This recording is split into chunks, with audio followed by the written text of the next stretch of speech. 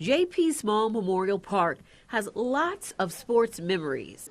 But the man the park is named after, James Purcell Small, means so much more to Nathaniel Farley Jr., who was coached and mentored by Small. When my father died in 7th grade, the junior high school coaches were my fathers.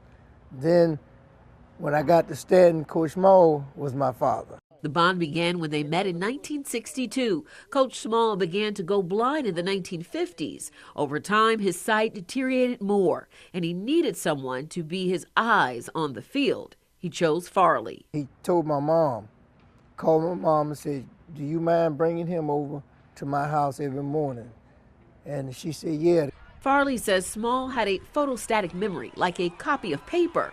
Small couldn't see a whiteboard for plays, so he got a blue board made, the one color he could see well.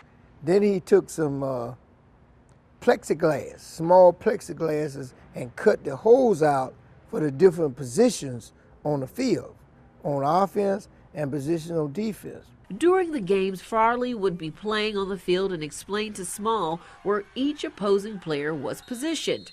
Farley recalls Small being an innovative man at historic Stanton High School on Ashley Street. He organized every sport at Stanton.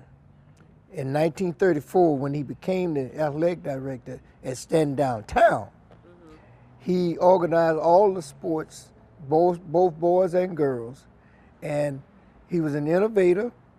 He was a educator, he was an advocate for physical education and because for blacks. So the people honored that.